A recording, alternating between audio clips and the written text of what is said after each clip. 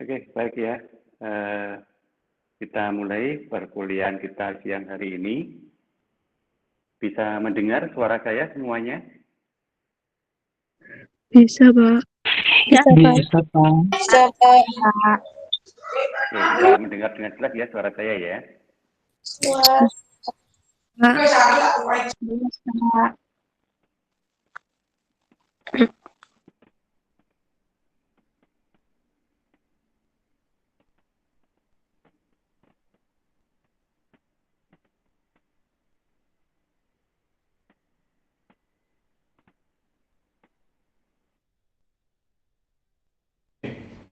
Baik, kalau begitu kita mulai kuliah kita siang hari ini. Assalamualaikum warahmatullahi wabarakatuh. Waalaikumsalam warahmatullahi wabarakatuh.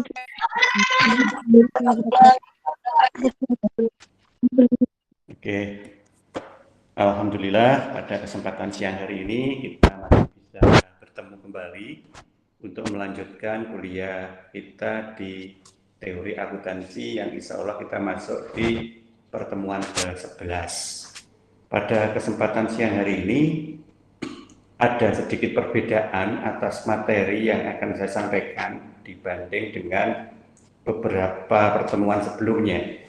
Jika pada beberapa pertemuan sebelumnya kita sudah membahas terkait dengan standarisasi akuntansi dan pelaporan keuangannya, maka di kesempatan siang hari ini kita akan mencoba melihat teori akuntansi dari tatanan konsep dari beberapa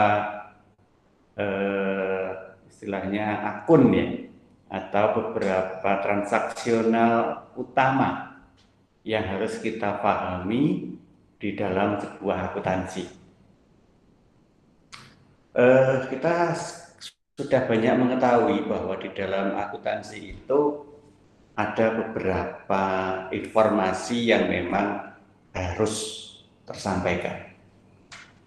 Nah, dari sekian banyak informasi yang harus tersampaikan itu, ada yang menjadi suatu informasi utama. Ada juga yang sebenarnya itu merupakan informasi tambahan atau pendukung. Nah, kalau di beberapa pertemuan sebelumnya kita membahas bentuk atau pola dari sebuah pelaporan keuangan, yang mana kita coba bahas mulai dari beberapa konsep dasarnya, kemudian kita lihat beberapa struktur dari pelaporannya, terkait juga dengan beberapa bentuk standarisasi akuntansinya dari beberapa lembaga yang mengatur atau yang membawai terkait dengan standar akuntansi secara internasional, sampai dengan cerita sedikit kemarin itu terkait dengan rencana konvergensi. Ya. Itu kemarin sudah kita coba ulas, walaupun memang apa yang saya sampaikan masih banyak dari aspek tataran normatif. Ya. Saya belum bicara terkait dengan teknis secara realitas. Karena saya pengen realitas itu coba kalian gali informasinya dari beragam referensi yang sekarang ini mudah untuk kita gunakan. Karena apa? Karena yang disebut realitas itu tidak bisa statis, terus dinamis. Sedangkan saya tidak mungkin menyampaikan dinamisasinya itu saat ini, karena bisa jadi apa yang saya sampaikan sekarang akan berbeda dengan apa yang kalian temui nanti kalau misalkan benar-benar sudah menggunakan.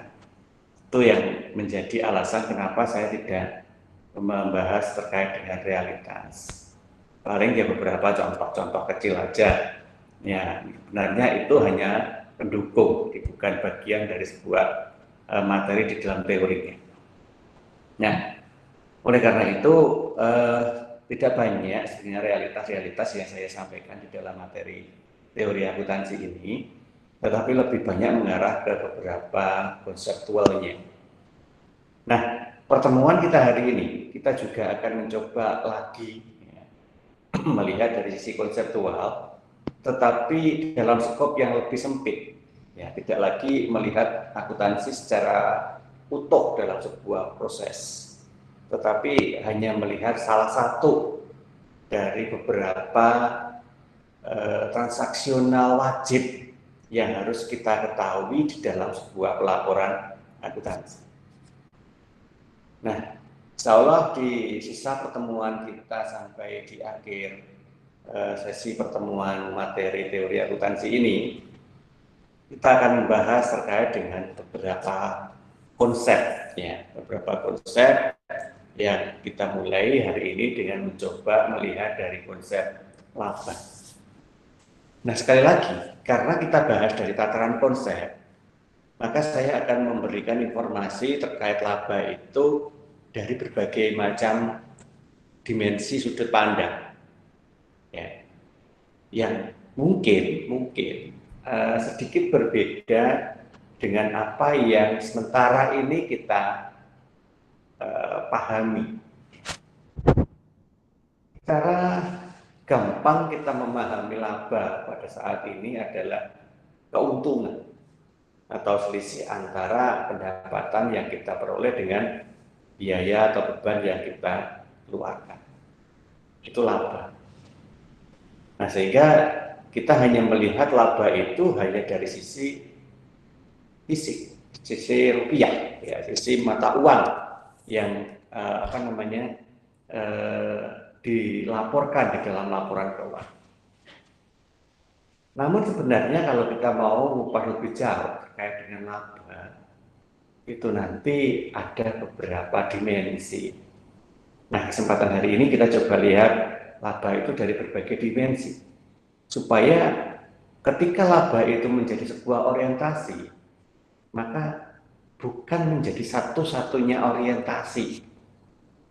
Ada beberapa hal yang sebenarnya kita terima, dan itu sudah bisa masuk sebagai laba sebenarnya. Tetapi karena keterbatasan pemahaman kita, kadang kita menganggap itu bukan laba.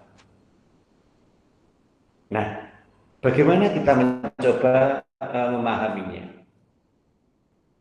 Ya, kita mulai dari pengertian dulu, gitu ya. Kita lihatlah bahasa aslinya. Sekali lagi, karena akuntansi itu bukan produk orang Indonesia.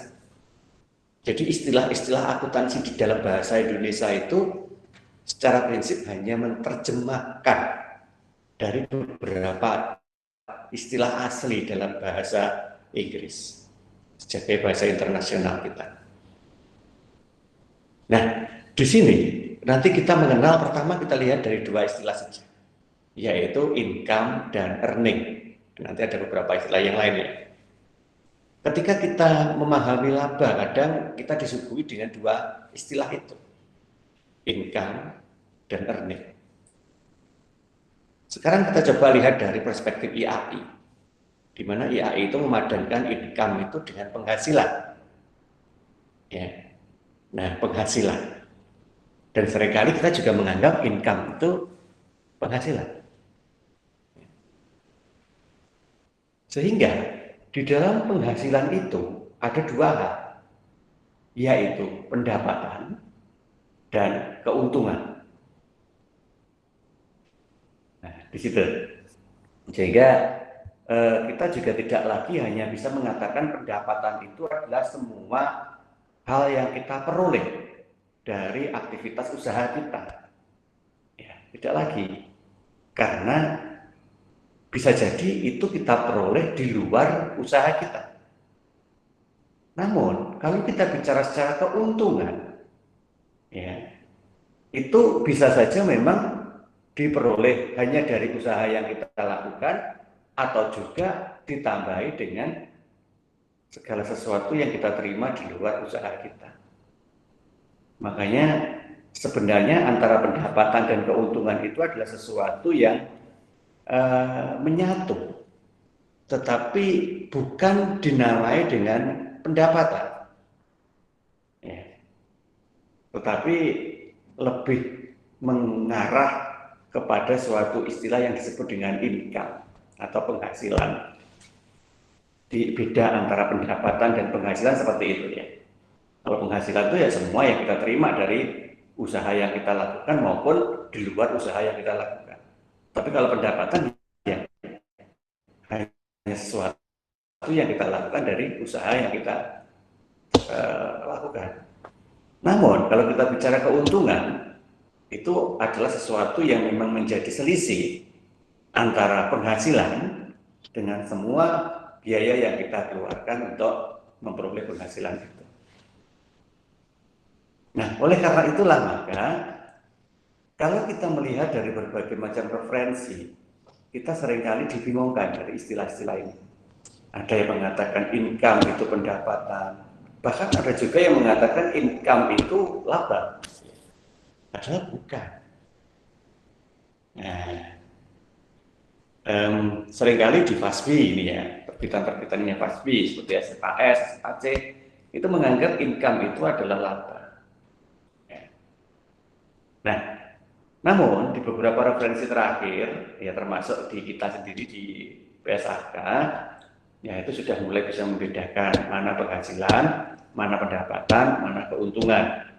Dan di IAS, International Accounting Standard, sekali lagi income itu sudah tidak lagi didefinisikan sebagai laba, tetapi benar-benar penghasilan tadi ya, bukan pendapatan ya, tapi penghasilan. Nah, sehingga di sini nanti laba menggunakan istilah earning. Ya. Jadi kalau kita bicara laba, berarti di situ istilahnya adalah earning. Makanya ada EAT, laba bersih, earning after tax. Jadi earning bukan lagi income. Nah sekarang kenapa sih kita harus benar-benar mengoptimalkan yang namanya laba?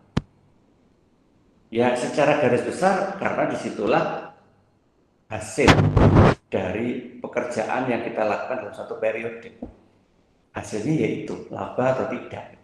Karena seringkali laba itu menjadi sebuah ukuran. Ya. Ukuran apa? Ya, banyak hal. Tapi seringkali ya kita hanya menggunakan untuk ukuran keberhasilan suatu aktivitas usahanya. Namun sebenarnya tidak sekedar itu, ya. Ada beberapa tujuan. Kenapa kok laba itu harus ada? Yang pertama, efisiensi.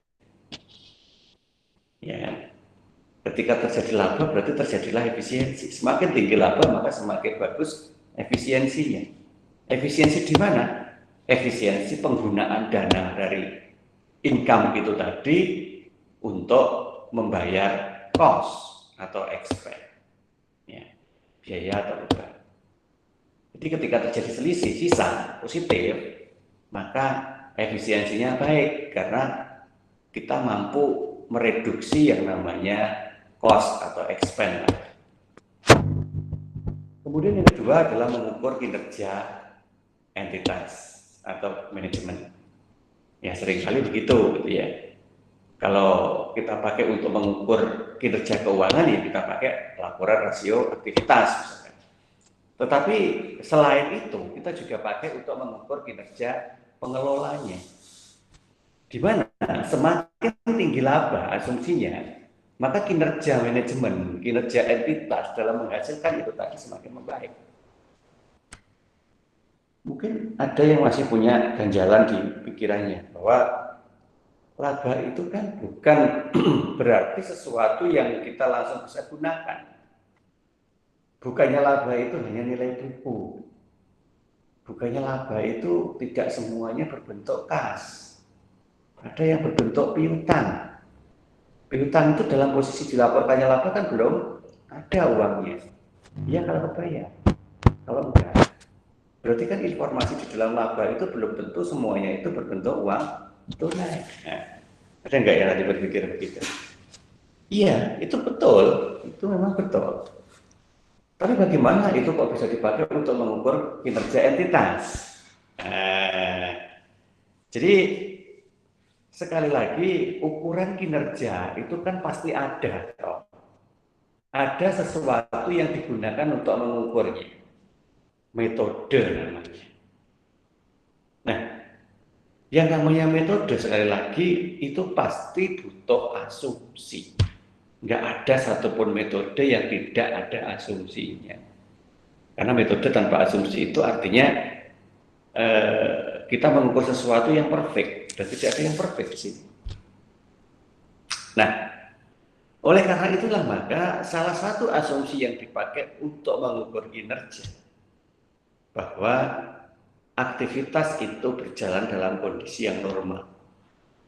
Artinya walaupun kita belum memperoleh dalam bentuk uang tunai, tetapi ketika di situ sudah diakui sebagai sebuah informasi yang real terjadi, maka hanya tinggal menunggu waktu atau tinggal menyesuaikan cara yang terbaik untuk merealisasikan ke dalam bentuk yang final. Ya, contohnya dia piutang tadi, piutang kan belum final.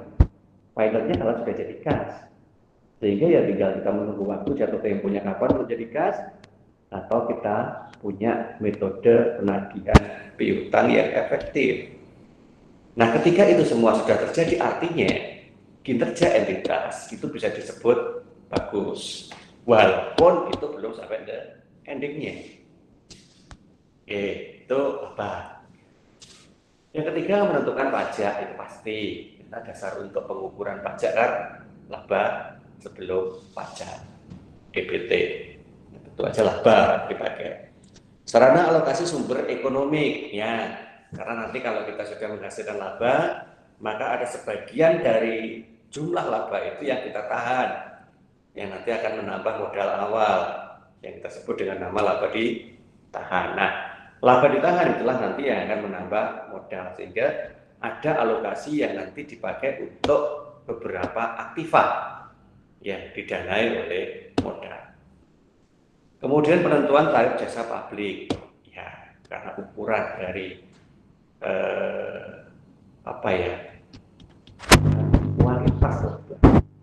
kualitas dari suatu pelayanan, suatu jasa, atau suatu barang itu dilihat dari seberapa besar usaha itu menghasilkan keuntungan. Semakin besar menghasilkan keuntungan, berarti semakin banyak orang yang memang menganggap bahwa aktivitas itu layak, sehingga banyak yang melakukan. Nah, ke pasar nanti akan terjadi demand semakin tinggi, maka harga pasti akan naik. Maka tarif jasanya juga akan terpengaruh oleh aktivitas. Yang berikutnya adalah optimalisasi kontrak utang piutang. Oke, itu nanti dalam rangka menambah power bagi perusahaan itu untuk menganggap bahwa aktivitas hutang piutang yang dijalaninya itu terstruktur, legal dan efektif. Nah, sehingga ketika nanti akan menjalin kerjasama baru terkait dengan kontrak utang piutang, maka banyak sekali dokumen yang bisa dipakai untuk membuktikan bahwa aktivitas itu bagus. Nah, sehingga terjadilah sebuah kontrak utang piutang yang lebih optimal karena sudah didasari oleh kepercayaan berdasarkan dari peristiwa yang telah dilalui. Basis kompensasi, oke, biasanya begini. Pegawai ketika bekerja itu sudah mempunyai dasar penggajian yang jelas.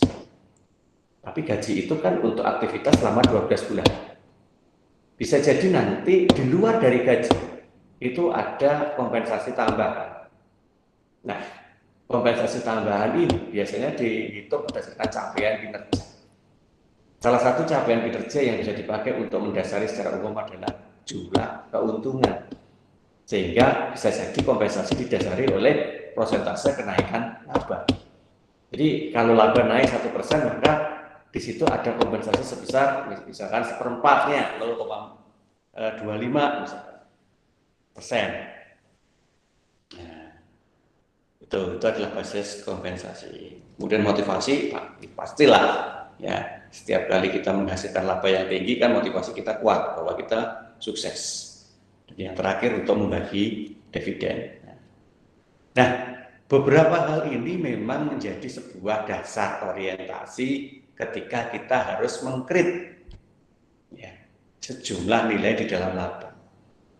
Jadi tidak lagi kita itu nge-create laba itu hanya sekedar total pendapatan dikurangi dengan total belanja. Beda.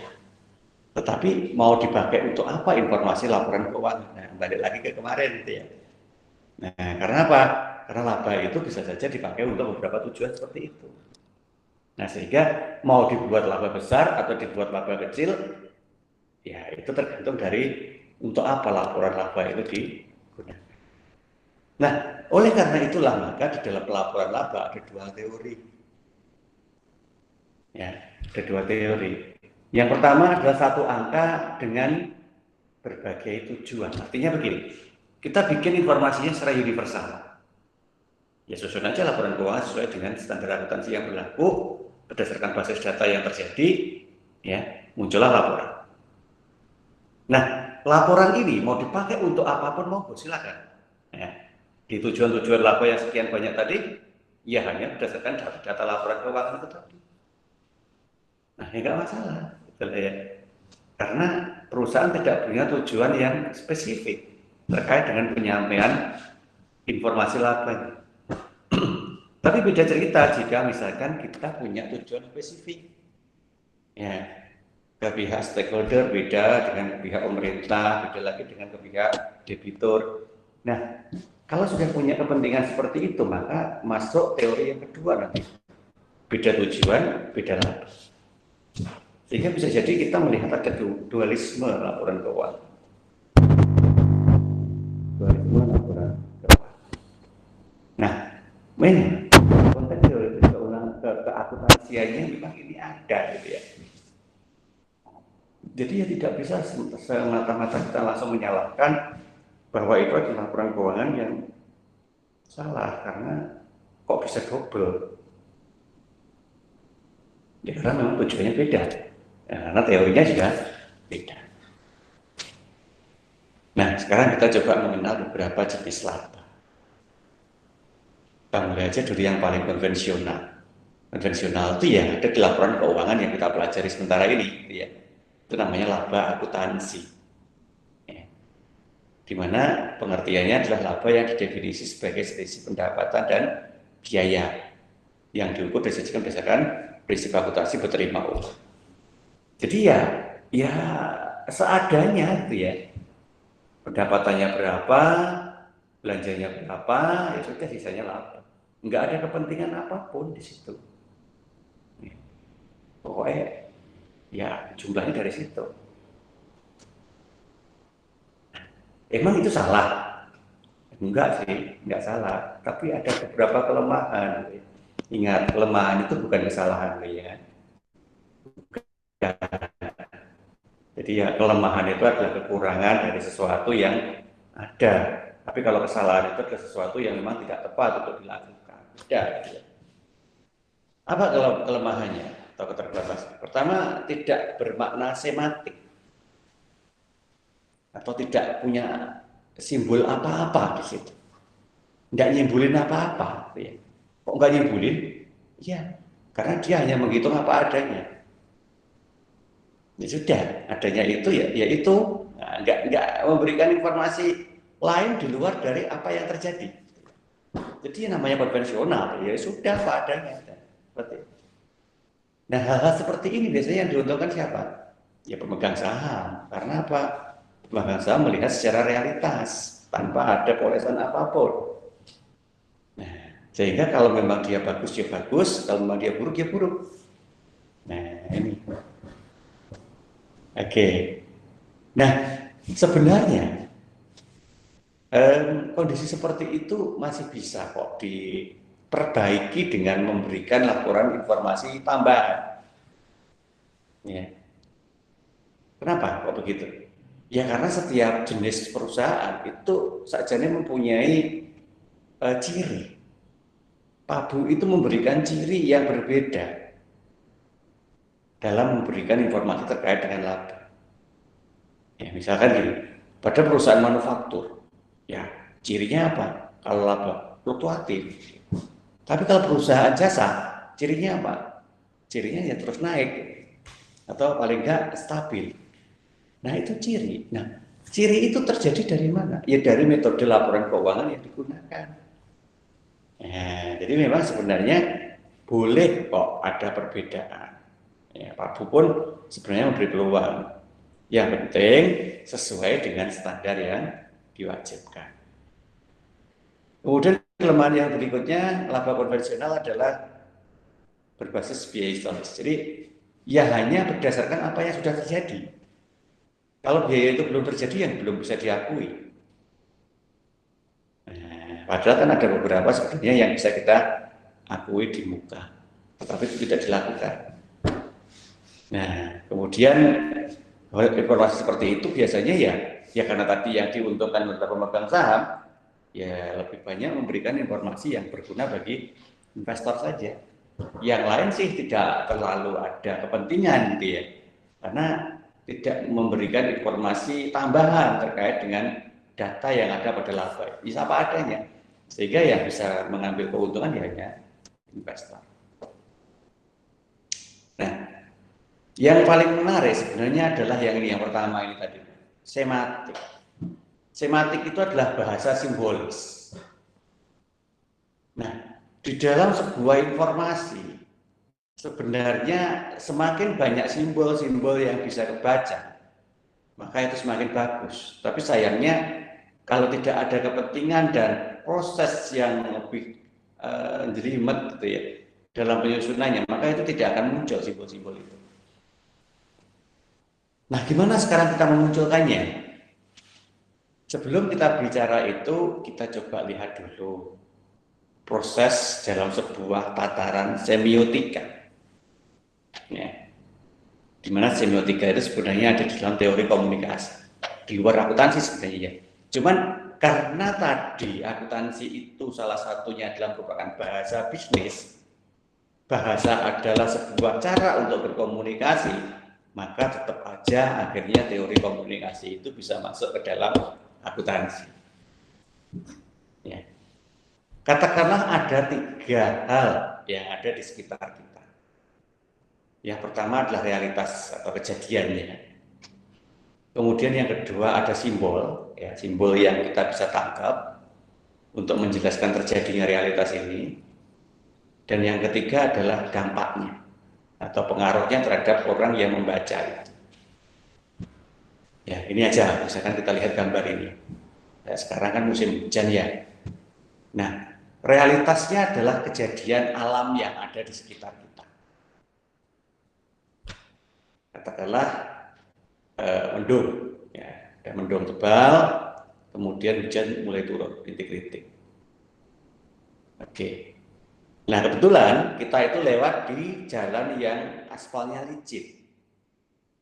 Maka di sini katakanlah ada rambu-rambu. Nah, katakanlah ada rambu-rambu. Jalanan licin. Nah, hujan turun, rintik-rintik, kemudian kita membaca simbol rambu jalanan licin. Maka apa yang kita lakukan setelah kita memahami 2 hal ini? Maka kita akan melakukan kehati-hatian dalam mengendarai kendaraan. Nah, itu adalah suatu hal yang terjadi dalam satu rangkaian. Nah, sekarang kita ubah coba. Ini di luar ini ya, tapi ini coba kita ubah ini. Realitasnya misalkan laba tadi. Oh, terjadi peningkatan laba. Katakanlah begitu dalam realitasnya. Nah, simbolnya apa? Simbolnya adalah hasil dari analisis profitabilitas. Katakanlah membaik, hasil profitabilitasnya itu membaik. Nah, siapa sekarang yang membutuhkan sebuah informasi dalam pengambilan keputusan terkait dengan profitabilitas yang membaik tadi? Siapa? Ya, kalau jalanan licin tadi kan yang membutuhkan informasi kan pengendara. Kalau orang yang duduk di rumah ya tidak ada masalah, tidak butuh itu. Ya, tapi kalau pengendara yang sedang lewat di tempat itu kan butuh itu. Nah, sama. Ketika misalkan kita lihat ada kenaikan jumlah laba, ya, siapa yang butuh informasi kenaikan jumlah laba itu? Kalau orangnya itu tidak ada urusannya dengan perusahaan tersebut, ya maka tidak akan ada pengaruh. Ya, orangnya diam aja.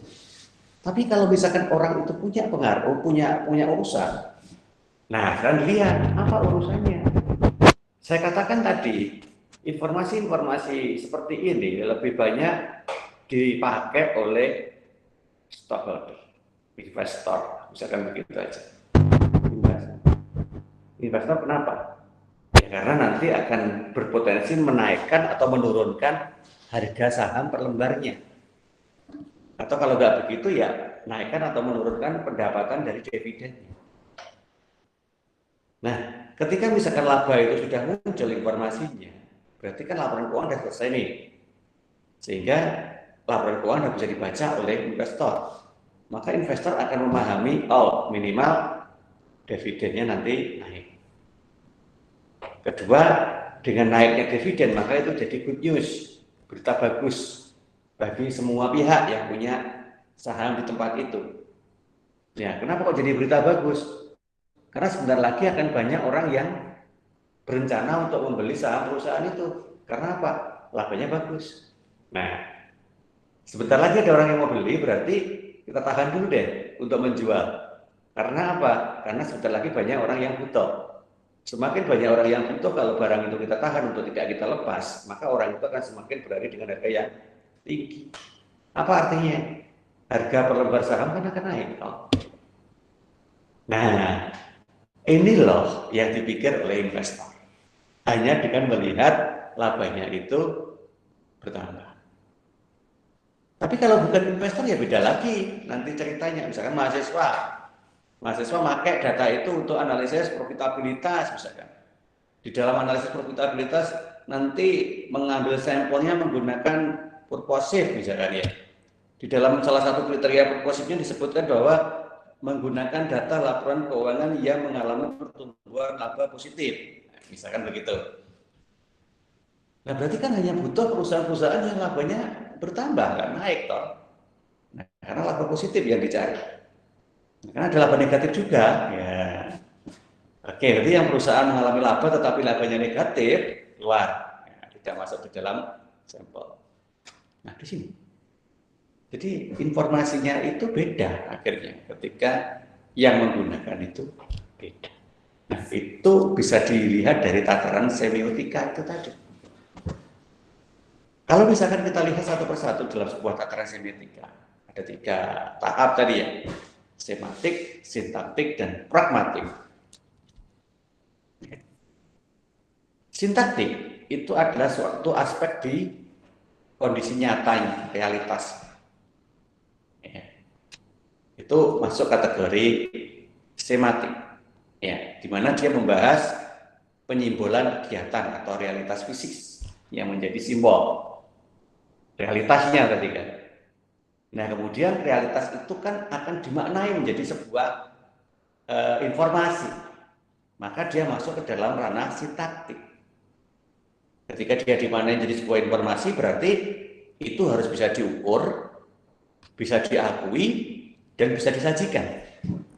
Nah, sama seperti laba tadi, ukurannya jelas, pengakuannya jelas, penyajiannya jelas, dan ada di dalam sebuah struktur laporan keuangan. Maka dia benar-benar bisa dianggap sebagai sebuah simbol karena sudah resmi, syak. Nah, kemudian masuk ke tahap ketiga yaitu pragmatik. Pragmatik itu berbicara tentang kebermanfaatan. Kebermanfaatan dari informasi yang disimbolkan tadi. Apa manfaat? Ada nggak dengan dia? Nah, tergantung siapa kita. Kita berada di sudut pandang apa? Kalau kita sebagai investor ya tadi manfaatnya. Kita sebagai mahasiswa ya tadi. Nah, jadi kalau kita hanya mewakili salah satu kepentingan, ya kepentingan itulah yang nanti akan kita ambil dalam manfaat informasi. Tapi kalau kita itu satu orang tetapi ada beberapa kepentingan, ya beberapa kepentingan langsung kita tangkap. Kita mahasiswa dan juga investor. Nah, itu udah double kan. Nah, itu kalau kita bicara dalam sebuah tataran semiotika. Nah, sekilas tadi yang saya contohkan memang adalah laba, maka saat ini pun juga kita akan mencoba melihat laba itu dari sematik, sintaktik, dan pragmatik. Secara umum tadi di depan sudah disampaikan bahwa tujuan dari informasi laba ada beberapa hal. Cuman sekarang coba kita bedakan tujuan itu dalam sebuah konsep. Karena kalau kita bicara konsep, maka kita masukkan itu ke dalam tataran semantik, yaitu membahas bagaimana laba itu dimaknai atau diharapkan berfungsi, serta apa yang seharusnya maknanya itu ada di situ. Yang pertama tadi, pengukur kinerja. Oke. Kita menginginkan informasi dari sebuah perusahaan yang kinerjanya membaik. Apa indikatornya? Ya, salah satunya ya laba. Emang laba dilihat dari sisi apanya? Kalau laba itu hanya kita jejer-jejer aja, ya belum tentu itu bisa menjadi sebuah pengukuran kinerja yang bagus. Karena tadi kita lihat ada laba positif, ada laba negatif. Nah, padahal kalau kita ingin yang namanya rasio profitabilitasnya itu bagus, kita hanya memakai perusahaan yang mempunyai laba positif. Berarti ukuran kinerja dari sebuah laba itu jika dia mempunyai hasil ukur profitabilitas yang positif atau meningkat. Nah, sehingga laba yang bagaimana itu harus jelas, gitu ya. Tidak semuanya. Sekaligus hal itu akan menjadi konfirmasi harapan investor. Apa harapan investor? Ya cuma dua.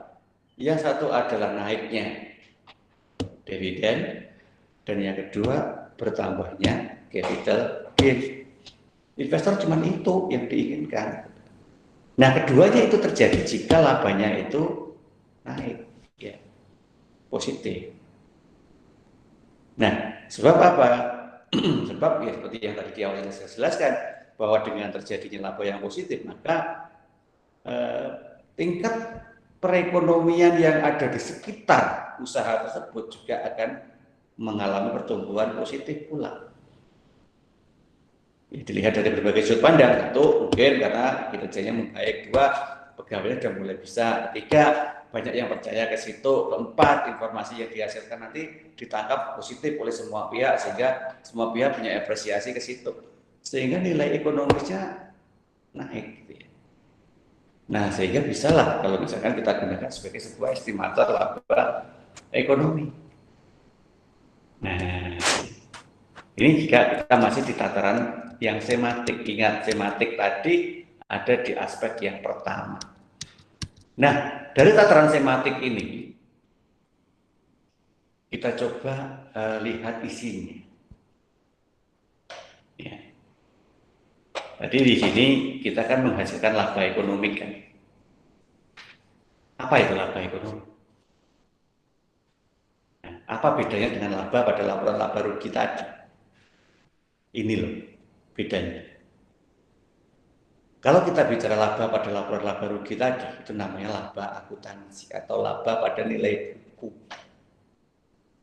Ya. Nah, tapi laba ekonomi kita apa? Laba yang mempunyai dampak pada sebuah peningkatan nilai ekonomis. Ya. Kalau laba itu kemudian membuat nilai ekonomis suatu hal itu naik, berarti itu masuk kategori laba ekonomis. Tetapi meskipun laba kalau tidak bisa mampu melakukan itu, ya bukan laba ekonomis, hanya laba akuntansi atau laba pada nilai. Nah, itu secara utama. Tapi kalau dilihat dari berbagai macam aspek ini, maka ada beberapa hal yang membedakan. Misalkan kalau kita bicara laba akuntansi yang didasari dari penyusunan laporan keuangan, ya tergantung metodenya gitu ya. Metode cash basis dan accrual basis pasti labanya beda. Tetapi kalau laba ekonomik, ya mau accrual mau cash, yang penting bisa meningkatkan beberapa nilai ekonomis tadi, ya pemegang saham menganggap itu yang lebih bagus. Nah, orientasinya beda. Yang kedua dasar pembebanannya. Kalau laba akuntansi ya tetap biaya historis. Ya. Tapi kalau kita bicara laba ekonomi, tidak sekedar biaya historis, tetapi nanti juga harus dipertimbangkan dengan opportunity-nya eh, market value-nya atau nilai pasarnya dan likuidasi, tingkat likuidasi. Ya. Di mana likuidasi itu kita ukur dengan rasio likuiditas. Nah, kalau likuiditasnya bagus, secara otomatis laba ekonomiknya naik, gitu kan? Nah, karena nilai likuidasinya turun. Ya. Oke.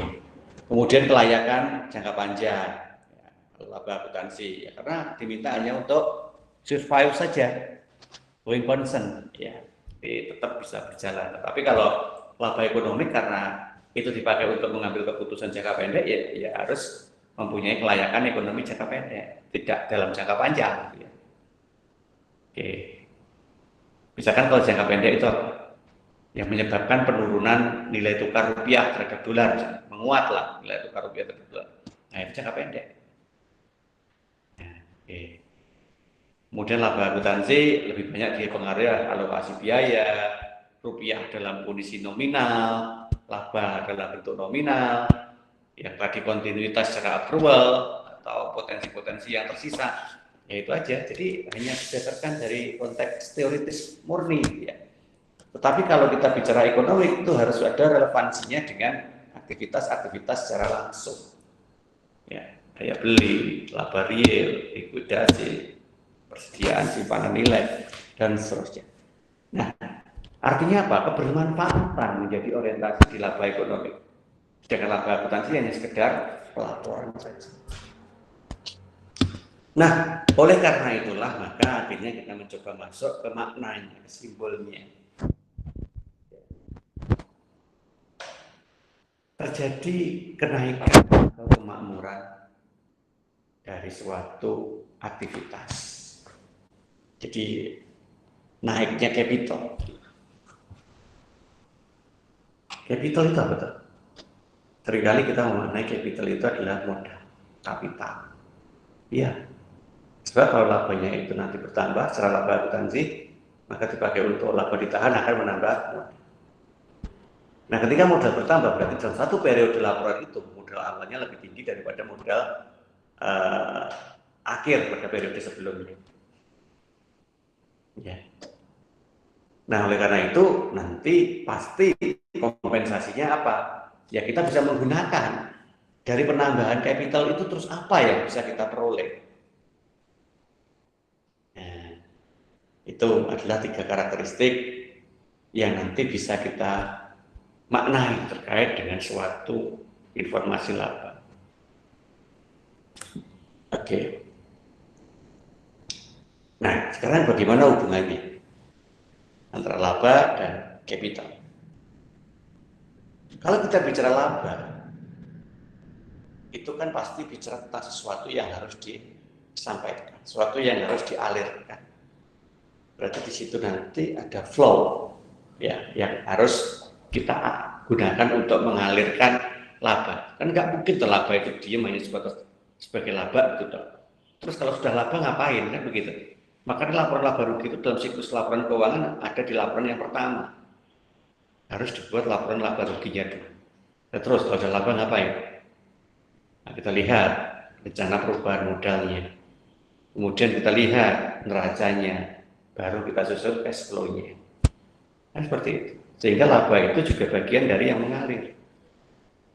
Sedangkan kalau nanti sudah masuk sebagai laba ditahan di dalam modal, berarti itu kan akan digunakan untuk aktivitas selama satu periode. Jadi masuk kategori cadangan. Cadangan yang nanti kita sediakan untuk aktivitas. Kalau di situ istilahnya adalah simpanan, stok. Itu kalau sudah jadi capital. Nah, oleh karena itu kalau kita analogikan, jika misalkan waktu kita tambahkan di situ, maka itu terus akan berputar. Misalkan tadi ya, laba ditahan, masuk ke modal nanti masuk ke kas, ya pembeliannya di posisi aktiva, sama misalkan di persediaan, misalkan begitu. Kas persediaan diputar menjadi barang dagangan siap dijual. Barang dagangan siap dijual, kemudian terjual menjadi pendapatan. Dikurangi lagi dengan biaya operasionalnya ketemu laba lagi. laba ditahan lagi masuk ke modal, terus begitu berputar. Nah, karena berputar, maka di situ ada aliran, gitu ya. Di mana di situ ada yang mengalir, di situ ada yang menampung.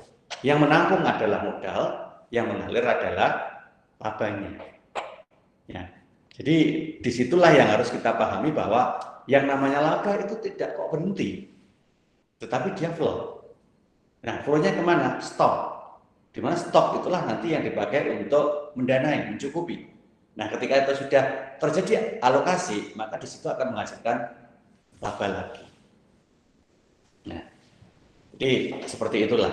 Nah, ketika kita hubungkan antara laba dengan debit. Nah, oleh karena itu, maka dari aspek sematiknya, ya, definisinya seperti itu, yaitu menjadi tambahan kemampuan ekonomi yang ditandai dengan kenaikan capital. Jadi percuma labanya naik, tetapi kalau modalnya itu tidak bertambah, emang bisa? Ya, sangat bisa. Kalau sampai kebijakan dividennya itu salah.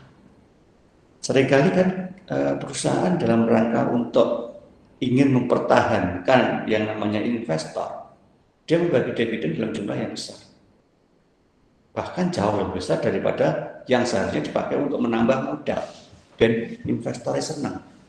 Tapi ingat, investor itu tidak punya ikatan apapun dengan perusahaan yang dia investasiin. Senang pada saat bagi dividen, belum menjamin dia tidak akan menjual sahamnya. Dia akan setia sampai mendapat dividen 1 tahun berikutnya. Belum tentu. Karena motivasi membeli saham itu tidak hanya dividen, tapi juga capital gain. Nanti pada saat dia itu sudah memperoleh dividen, kemudian dividen besar, perusahaan itu diakui sangat prospektif, kemudian sahamnya naik, maka dia pasti akan jual saham itu. Dibelikan lagi saham-saham perusahaan lain yang akan punya potensi seperti itu.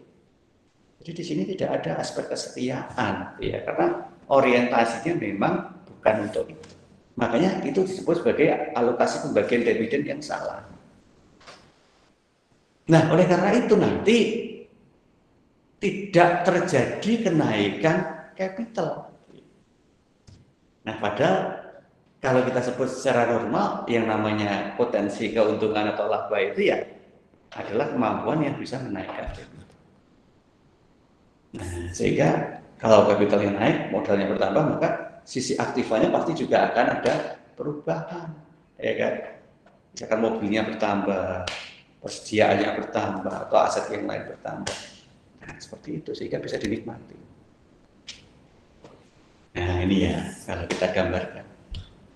Kita bicara baru 2, yaitu capital modal ini dan aktiva atau aset. Ya.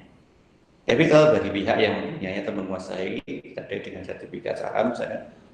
Tapi di sini ya, ini hanya sebuah sumber ekonomi. Ya, ini sebuah sumber ekonomi. Jadi beda nanti. Jadi ketika di sini itu adalah investor-investornya itu, tetapi ketika di sini itu adalah perusahaannya. Ya, perusahaannya. Jadi kalau modal dan ini tidak ada keterkaitan kuat. Cuman kalau nanti masuk ke sisi kewajiban, ya, ini kan mempunyai atau menguasai klaim, maka dia bisa mengikat ini ya. Bank misalkan, itu bisa mengikat aset. Tapi kalau modal nggak bisa mengikat aset. Nah, seperti itu. Sehingga kesetiaannya ya tidak murni kalau di modal itu. Kalau di sini ya, tapi bagaimanapun juga dia tidak bisa ke lain hati karena memang sudah ada kontrak ya sampai jatuh tempo. Nah, karena mengetahui kondisi seperti itulah, maka ada beberapa hal yang harus dilakukan supaya capital itu bisa bertahan. Maka dikenal dengan konsep pemertahanan capital. Kita bahas dulu pengertiannya. Ya, sekali lagi ini masih dalam melihat laba secara sematik ya. Sematik harus kita pahami pengertiannya. Ya. 3 tataran semiotika tadi. Sintaktik, sematik, pragmatik. Sekali lagi kalau saya petik berarti masuk kategori simbol. Ya, simbol. Jadi hanya merupakan informasi-informasi yang bisa dipakai untuk setiap keputusan apapun itu. Nah, pertama kita lihat dari sisi karakteristik. Kalau kita bicara tentang bagaimana capital itu bisa bertahan, maka itu akan berbanding terbalik dengan aktivitas dalam investasi. Ya, makanya kita bicara bahwa kalau investasi itu adalah sesuatu yang ditanamkan oleh investor ke capital kita, tetapi kalau mempertahankan capital adalah bagaimana capital yang ditanamkan oleh investor itu tidak dengan mudah dijual kembali. Jadi kembalian atas investasi. Sehingga di situ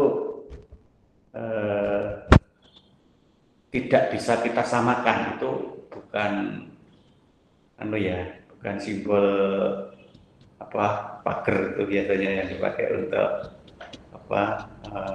hashtag ya. Bukan hashtag. Tapi itu tidak sama dengan, maksudnya begitu. Bahwa kembalian atas investasi itu tidak sama dengan pengembalian investasi. Bahwa kembalian atas investasi itu artinya sejumlah nilai yang sudah diinvestkan itu tetap kita pertahankan supaya itu tidak beralih ke posisi yang lain. Tapi kalau pengembalian investasi itu setelah menghasilkan baru kita bisa nikmati, ya itu beda. Nah, kemudian pempertahanan kapital yang kedua karakteristiknya adalah transaksi operasi. Artinya apa? Setelah itu nanti masuk sebagai capital, sebagai modal, maka dia bisa dipakai untuk aktivitas operasi apapun. Ya. Dan tidak hanya dengan pemiliknya saja, maka tidak sama. Ya, apapun, dia lebih luas. Kemudian karakteristik yang ketiga adalah membatasi distribusi ke pemilik dalam rangka mempertahankan modal awal atau kapital mula. Ya. Karena apa? Karena nanti kalau pemilik itu diberikan kebebasan penuh, ya nggak akan ada habisnya ya, terus akan kurang. Gitu. Makanya ada batasan bahwa pemilik itu hanya boleh menggunakan beberapa di antaranya, kemudian ada beberapa sampel atau benda-benda yang dipakai sebagai dasar pembatasannya itu. Oleh karena itu kemudian masuk ke karakteristik yang keempat, yaitu menuntut jumlah rupiah untuk menyesuaikan kapital dalam mempertahankan kapital. Mau penny, bagaimana supaya kapital itu tidak banyak keluar dalam posisi diambil kembali oleh investor untuk dijual ke tempat lain. Ya. Maka kita opening, gimana cara openingnya? Banyak hal nanti ya. Ya, membagi dividen dengan jumlah yang besar itu kan hanya salah satu, tetapi itu dampaknya terlalu ekstrim. Makanya kita mencari yang dampaknya tidak terlalu ekstrim. Kemudian yang kelima, karakteristiknya adalah penerapan pendekatan aset kewajiban dalam penilaian. Yaitu apa? Karena di dalam posisi pasifa itu tidak hanya ada modal, di situ ada kewajiban. Sehingga aset itu tidak hanya didanai dari modal, tetapi juga didanai oleh kewajiban. Maka jika nanti kita punya beberapa kewajiban yang kita gunakan untuk aset, maka modal harus mampu mempertahankan itu. Supaya apa? Supaya kewajiban tidak lebih besar daripada modal. Kita kembali lagi aja ke rasio likuiditas kemarin. Kita kembali aja ke rasio rentabilitas kemarin. Nah, kita bisa sadari kalau kita kembali membahas pengertiannya itu. Sebab kalau nanti kewajiban itu lebih tinggi daripada modal, maka di situ pasti tingkat likuiditasnya akan lemah. Nah, di sini maka kita harus lihat itu. Oke. Nah, kemudian kita lihat dari tataran sintaktiknya. Bagaimana laba itu diukur, bagaimana laba itu diakui dan disajikan. Maka ada 3 pendekatan yang digunakan, yaitu transaksi, kegiatannya, dan ya tadi kembali lagi ke konsep pemertahanan kapital. Nah, sekarang bagaimana masalah-masalah yang terjadi pada tataran ini? Pada pendekatan transaksi dan kegiatan yang setara dengan konsep realisasi dan penghimpunan dalam sebuah pendapatan, maka di sini muncul sebuah permasalahan klasik bahwasanya aktivitas transaksional, yang terjadi secara realisasi, kadangkala tidak semuanya itu bisa diakui sebagai sebuah pendapatan. Tidak semuanya bisa diakui jadi sebuah pendapatan. Kenapa? Ya karena kebijakan dalam pengakuan. Nah, dalam sisi akuntansi, di sisi pengakuannya itu beda-beda. Ya. Kalau kita menggunakan cash basis atau accrual basis, ya semuanya bisa diakui sebagai pendapatan. Hanya beda aja, satunya kas, satunya piutang, gitu aja. Ya, tapi kalau pendekatannya itu di luar itu, karena ada beberapa jenis pendekatan lain sebenarnya di luar dari accrual dan cash basis. Coba nanti bisa dicek ya, berapa jenis pendekatan dalam penyusunan laporan keuangan. Nah, berarti di situ ada beberapa kemungkinan bahwa secara transaksional realitas itu tidak semuanya bisa diakui sebagai pendapatan. Nah, oleh karena itu yang disarankan sekarang yang paling utama adalah menggunakan accrual dan cash, karena keduanya itu bisa mengakui semua transaksional apapun untuk diakui sebagai pendapatan. Kemudian yang kedua adalah pendekatan transaksi dan kegiatan yang menganut pendekatan pendapatan dan biaya dalam pengukuran dan penilaian elemen. Ya, ini kalau memang sudah diarahkan ke dalam sebuah informasi laporan laba rugi langsung.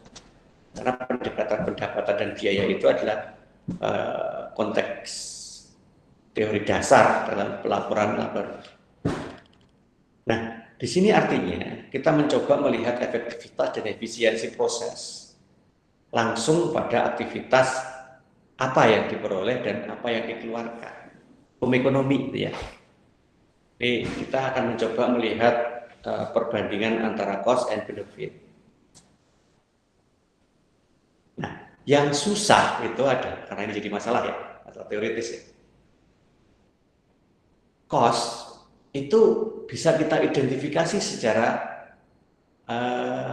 nominal, secara kuantifikasi. Tapi kadang benefit itu ada yang tidak bisa terkuantifikasi. Ada beberapa keuntungan yang nggak bisa dinominalkan dalam satuan mata uang. Nah ini yang susah, makanya jadi masalah. Sehingga kalau sudah seperti itu gimana? Ya kebijakan nanti yang berjalan. Oke, itu yang kedua.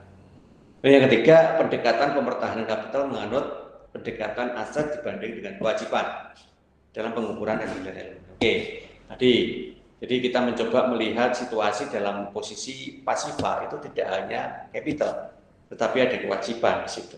Sehingga di dalam nilai likuiditasnya itu coba dicek seperti apa penggunaan aset dibanding dengan tingkat kewajiban lancarnya, atau di rasio rentabilitas juga begitu. Nah, oleh karena itulah maka di sini harus kita sadar, perlu kita pahami. Kemudian untuk pengukuran dan penilaiannya, kita tidak penilaian aja. Dengan konsep pemertahanan kapital, maka laba merupakan selisih pengukur kapital pada dua titik waktu yang berbeda. Kok dua titik waktu? Iya, yaitu pada saat itu direncanakan dan itu pasti sesuatu yang berbeda. Semakin besar deviasinya, berarti pengukuran dan penilaiannya tidak efektif. Tapi semakin mendekati realitas, berarti efektif. Oleh karena itu biasanya yang dipakai untuk pertimbangan adalah jenis kapitalnya apa, skala pengukurannya bagaimana, dan atribut pengukurannya itu apa saja.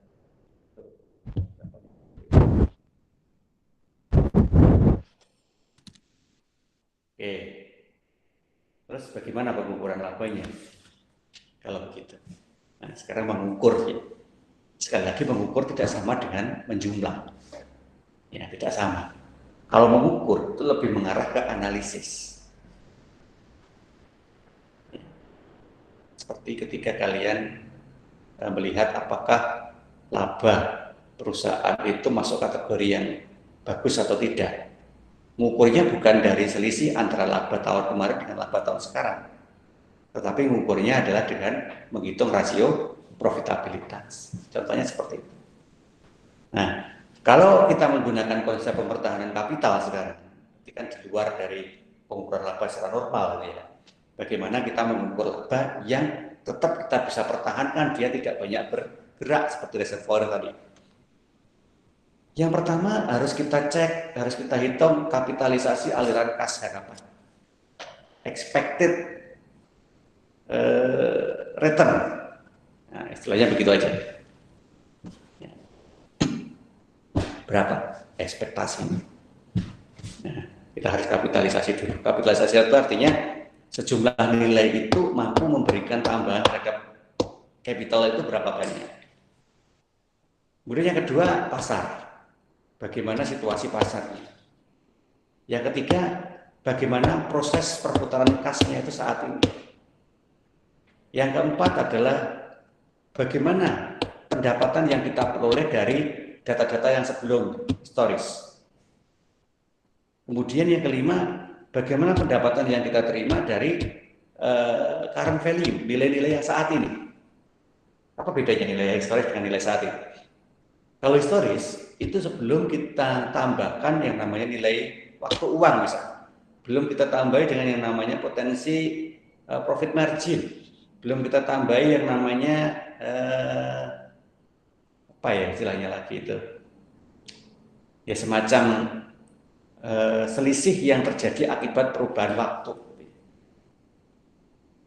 Nah, itu bedanya antara yang historis dengan yang sekarang.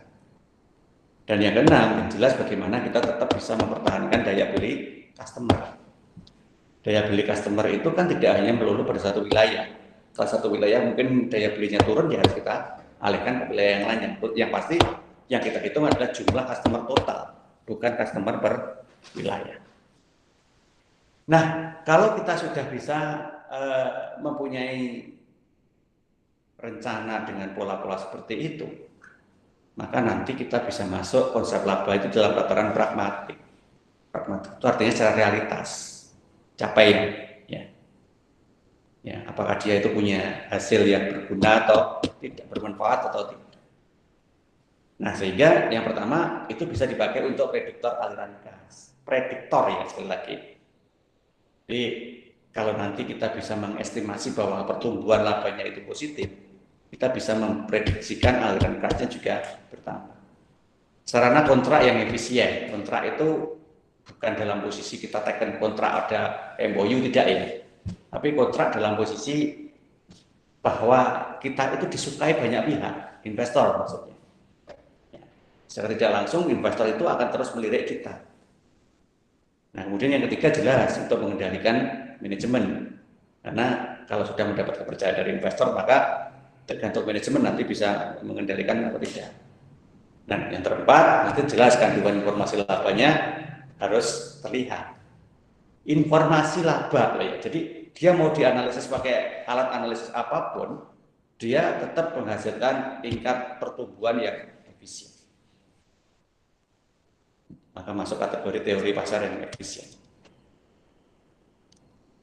Oke, ini nggak usah dulu. Kita masuk aja ke sini. Konteks berikutnya, yaitu terkait dengan relevansi nilai. Nah, biasanya selain laba, ada beberapa hal yang bisa kita akui sebagai sebuah relevansi nilai, yaitu nilai buku dan aliran kas. Yang biasanya nanti sekali lagi secara lebih mudah melihatnya pada pertumbuhan dari harga saham. Ya. Nah, dari situlah nanti kita bisa lihat apakah pertumbuhan harga itu positif atau negatif. Jadi bukan selalu melihat positifnya itu ketika terjadi kenaikan, negatifnya atau penurunan. Belum tentu.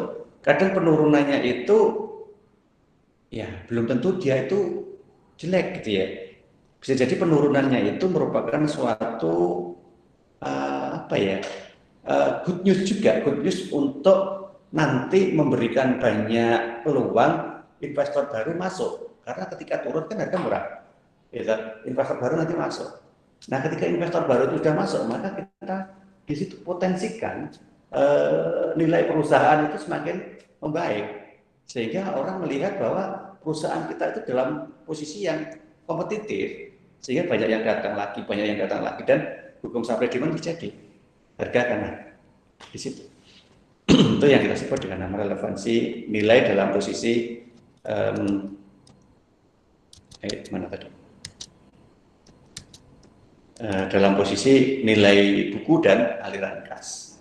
Nah, kemudian relevansi nilai itu ya ada masalah juga gitu ya. Tidak mungkin semuanya itu baik-baik saja. Kadang dia tidak berkorelasi sempurna dengan harga saham. Pertama, ketika investor itu melihatnya itu dari sisi nilai historis, dia melihatnya mundur, terlalu panjang gitu ya. Ya kayak penelitian itu katakanlah mundurnya itu terlalu lama gara-gara ngejar kecukupan data, ya, itu saja nggak bagus. Ya. Kitanya sendiri yang memilih menggunakan subsektor, ya, di mana di dalam subsektor itu perusahaan tinggal sedikit, itu pun nanti harus dipilih lagi menjadi sampel dengan menggunakan purposif, sehingga perusahaan tinggal 4 misalkan, negara-negara perusahaan tinggal 4, maka data yang dibutuhkan itu harus dalam jangka waktu yang panjang mundurnya untuk mencukupi jumlah analisis datanya. Nah itu salah sebenarnya, informasinya maksudnya. Kalau metodenya benar-benar aja, tetapi informasinya nanti yang bisa jadi bias karena terlalu panjang melihat stories.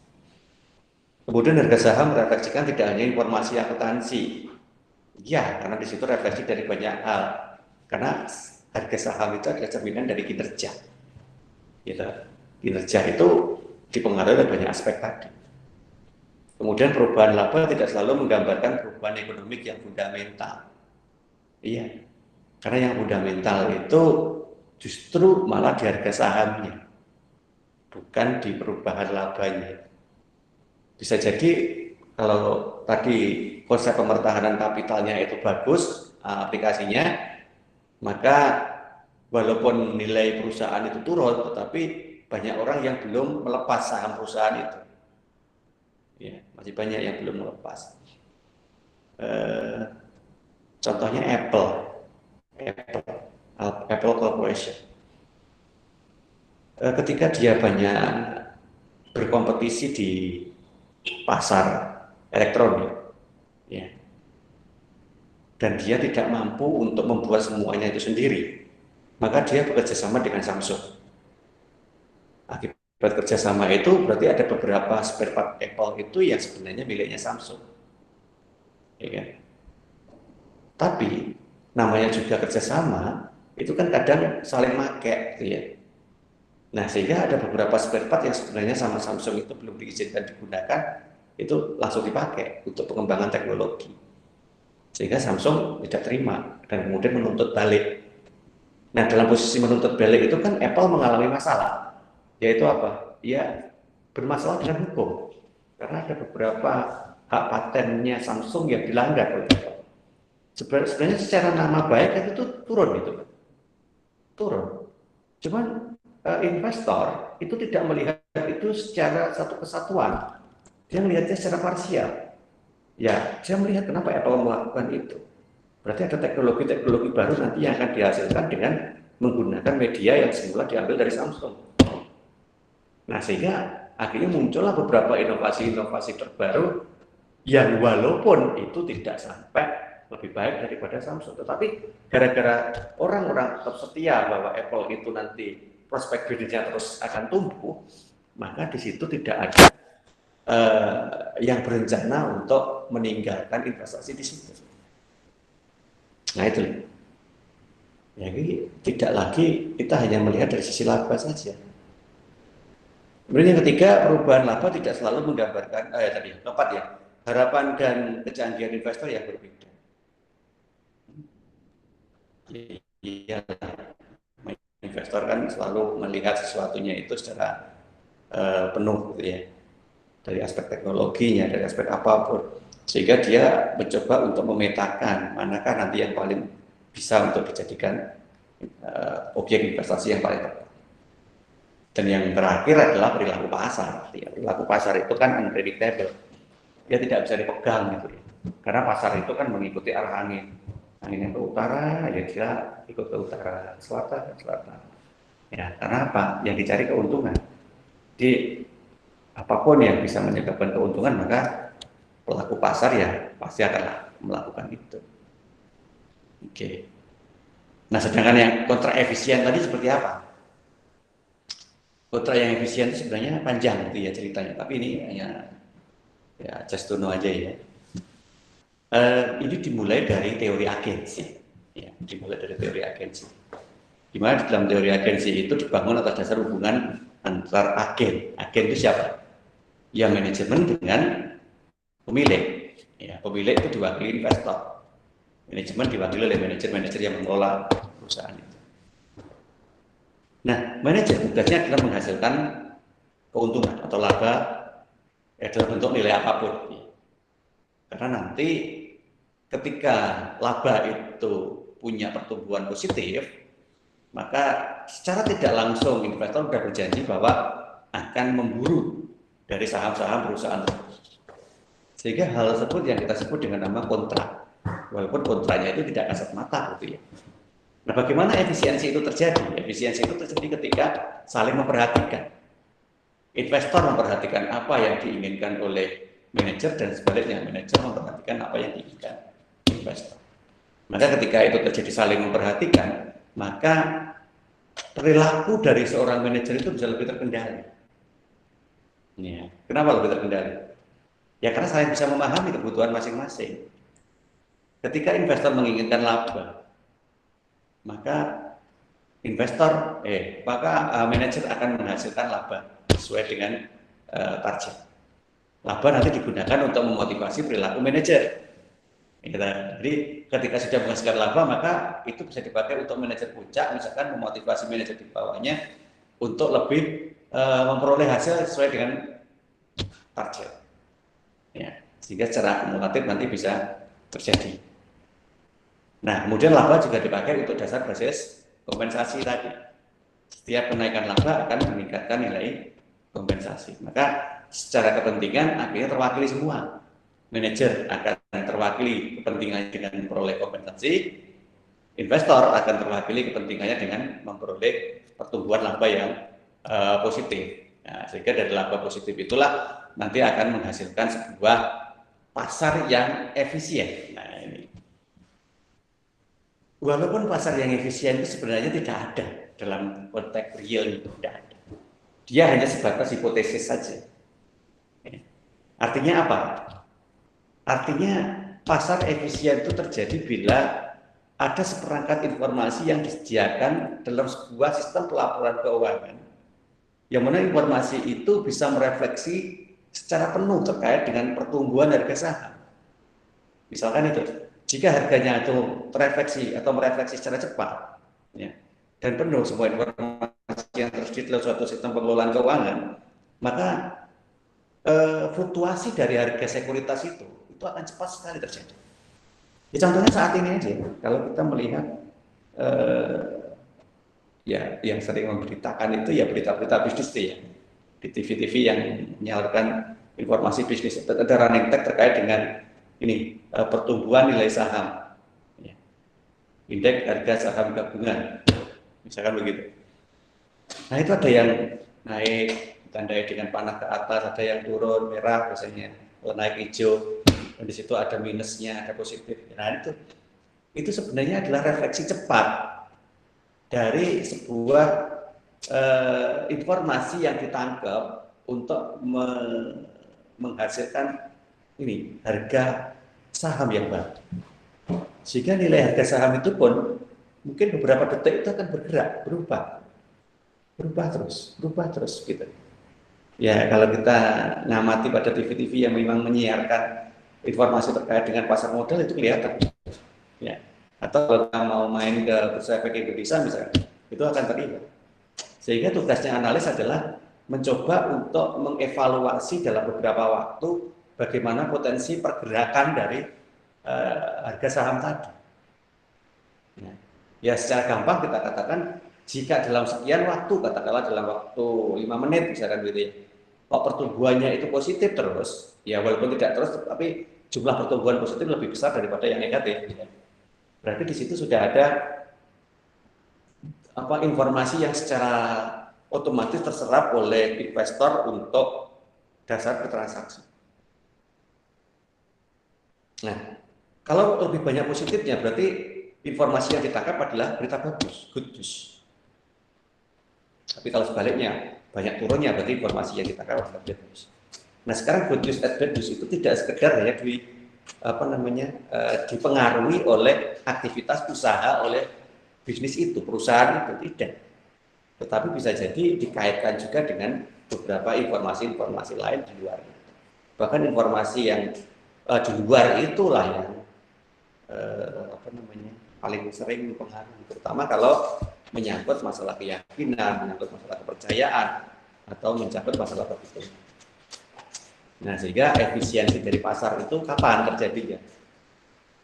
Ya, mustahil sebenarnya kalau menurut saya ya. Karena selama pasar itu masih terus bergerak, maka efisiensi itu belum ada. Dan hanya akan ada jika pasar itu statis, dan itu kayaknya nggak mungkin gitu ya.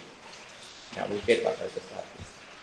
Oleh karena itu pasar akhirnya dikelompokkan menjadi tiga hal ini. Ya.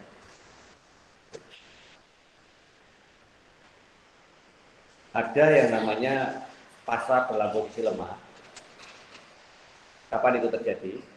Jika harga dan volume sekuritas lebih banyak dipengaruhi oleh data historis, ya, itu paling lemah nanti.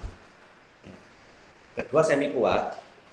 Semi kuat itu jika informasi yang dipakai untuk aktivitas di bursa itu tersedia secara publik. Ya. Publik itu artinya secara umum diberitakan gitu ya. Di mana-mana kita bisa mengakses. Tapi bentuk pasar yang kuat itu jika semua informasi itu muncul tetapi gini, dalam itu artinya gini, ada dukungan dari analisisnya. Nah, begitu. Sehingga bagi orang-orang yang tidak mampu atau tidak punya kemampuan untuk melakukan analisis terkait dengan ya misalkan fundamental saham misalkan gitu ya, maka dengan adanya informasi analitis itu akan sangat membantu. Artinya apa? Keputusan yang diambil lebih akurat. Jika di situ akan terjadi pasar yang kuat. Oleh karena itu seringkali ada analis tertentu yang memang dibayar ya, untuk memberikan informasi terkait dengan data laporan keuangan suatu perusahaan, di mana hal tersebut tujuannya untuk memberikan informasi private itu tadi dan dalam, sehingga investor itu walaupun tidak punya kemampuan melakukan analisis itu sudah punya bahan untuk membuat keputusan, jika di situ pasarnya kuat. Nah, kapan efisiensinya? Sekali lagi tidak akan terjadi karena itu nanti akan terus berputar atau berfluktuasi. Tetapi kenapa kita harus tetap butuh itu? Ya, supaya kita selalu bisa menyejajarkan ya, informasi yang ada itu dengan konteks pertumbuhan ekonomi secara makro. Misalkan apa? Untuk memastikan bahwa suatu peristiwa itu berdampak secara cepat atau lambat terkait dengan perubahan ekonomi secara makro. Contoh kemarin kasus korupsi, kasusnya Habib Rizik, itu sesuatu yang sebenarnya bisa dijadikan materi untuk uji pasar, karena itu bagian dari fenomena dari sebuah peristiwa. Nah, Apakah perusahaan-perusahaan kemarin ada yang terpengaruh terkait dengan itu? Habib Rizik urusannya dengan orang Islam, ya, korupsi urusannya juga dengan sosial, gitu kan. Nah, sehingga di situ nanti kita bisa lihat beberapa hal yang terkait dengan itu. Nah, apakah kasus-kasus itu menyangkut persepsi orang Islam terkait dengan perusahaan-perusahaan private misalnya? Karena Habib Rizik berurusan dengan pemerintah. Apakah saham-sahamnya pemerintah terkoreksi terkait dengan hal tersebut? Karena kepercayaan masyarakat terhadap pemerintah misalkan berkurang, misal begitu. Nah, itu adalah bagian dari uji peristiwa. Ya. Sehingga nanti disitulah yang akan dipakai untuk sebuah informasi bahwa ketika terjadi masalah yang sama, yang serupa suatu saat nanti, ada potensi-potensi yang bisa kita ambil. Nah, dan yang kedua adalah pengujian asosiasi. Artinya relevansi dari antar saham. Karena kalau kita lihat saham itu secara portofolio, maka portofolionya itu kan harus saling berhubungan. Nah, sekarang dalam bentuk hubungannya itu saling mempengaruhi atau tidak terkait dengan hal-hal seperti itu. Nah, sehingga disitulah sebenarnya dasar yang kita gunakan untuk mencoba menguji. Kalau mau melanjutkan materi ini sebenarnya ini ada hitungannya gitu ya. Jadi ini tidak kok sekedar informasi, sekedar penyampaian teoritis, enggak. Tapi karena kita bicara di teori ini ya, saya hanya berhenti sampai di sini. Kita tidak sampai membahas tentang hipotesis Poissarian efisien secara perhitungan. Ya, nanti kalau mau melihat perhitungannya silahkan, di sini ada ya, antara kayak blog di sini ya. Ada beberapa, ini ada rumus. Oke, kita sampai di sini dulu aja terkait dengan konsep laba. Oke, sampai di sini ada yang mau ditanyakan? Jangan-jangan banyak yang ketiduran hujan-hujan begini. Oke, silakan. Kalau ada yang mau bertanya, boleh disampaikan di sini. Sambil saya cek absensinya lagi.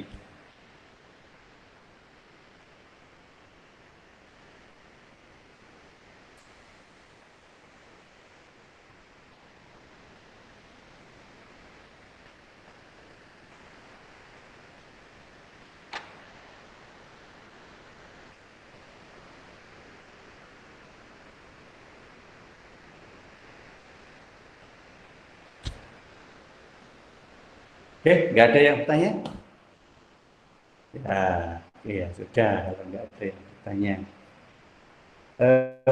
Kalau secara materi, insya Allah untuk pertemuan dalam jumlah minimal, kita akan selesaikan di minggu yang akan datang untuk pertemuan kita yang ke-12. Insya Allah kita juga akan membahas konsep lagi, kita akan bahas konsep pendapatan dan beban.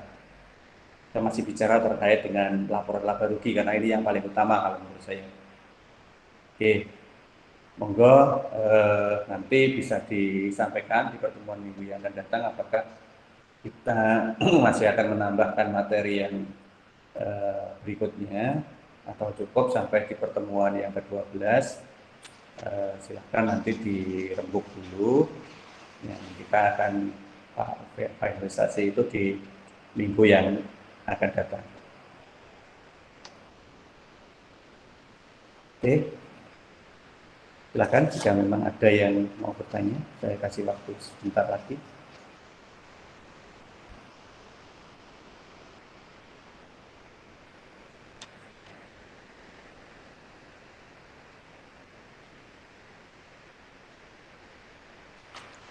Ya oke deh, kalau memang nggak ada yang ditanyakan. Rasanya cukup untuk pertemuan kita pada siang hari ini. Semoga apa yang kita bahas di kesempatan siang hari ini ada manfaatnya.